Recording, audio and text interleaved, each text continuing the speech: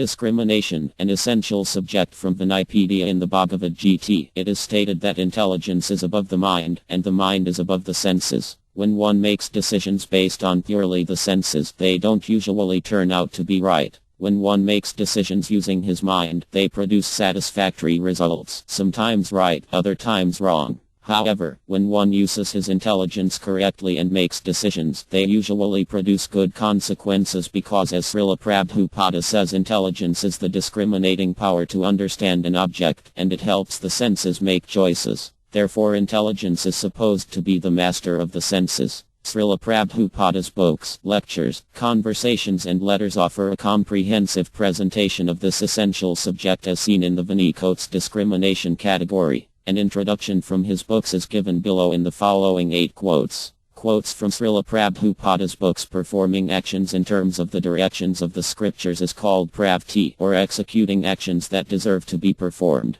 and actions which are not so directed are not to be performed. One who does not know the scriptural directions becomes entangled in the actions and reactions of work. Understanding which discriminates by intelligence is situated in the mode of goodness. Bhagavad Gita 18.30. Since sex desire is very strong at a certain stage of life, the Guru may allow the Brahmachar to marry. This license is given to a Brahmachar who is unable to continue the way of Nihika Brahmacharya, and such discriminations are possible for the bona fide Guru. A program of so-called family planning is needed. The householder who associates with woman under scriptural restrictions after a thorough training of Brahmacharya cannot be a householder like cats and dogs. Such a householder, after 50 years of age, would retire from the association of woman as a Vinaprastha to be trained to live alone without the association of woman. Armad Bh Gavatam 2.7. 6. One who is in Krishna consciousness understands that there is no difference between the animals and the innocent children in one's home.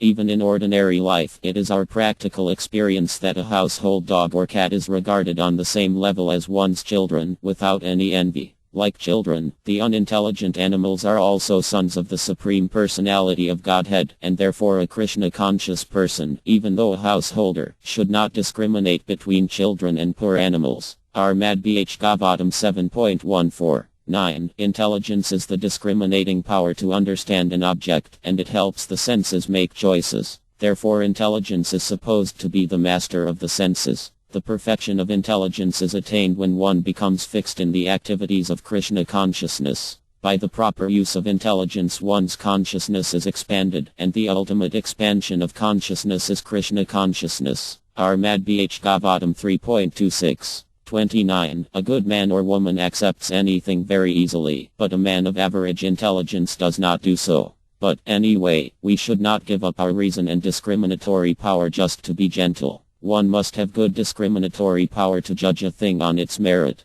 We should not follow the mild nature of a woman and thereby accept that which is not genuine. A Vatham may be respected by a good-natured woman, but that does not mean that he is as good as a genuine Brahmaya. Armad Bh Gavatam 1.7. 42. A highly advanced Bh Gavata devotee sees in this spirit. He sees the same supersoul, paramtm, existing within everyone's heart regardless of discrimination based on the different material forms of the living entities. He sees everyone as part and parcel of the Supreme Personality of Godhead. Armad Bh Gavatam 4.13. 7. One should be qualified enough to discern such transcendental potency, and either by discriminating or by fortunate chance, if one is able to receive the transcendental sound from the bona fide spiritual master, his path of liberation is guaranteed. Armad Bh Gavatam 2.9. 8. No one should do anything, eat anything, sacrifice anything or give anything in charity against the will of the Lord. Discretion is the better part of valor, and one must learn how to discriminate between actions which may be pleasing to the Lord and those which may not be pleasing to the Lord. An action is thus judged by the Lord's pleasure or displeasure.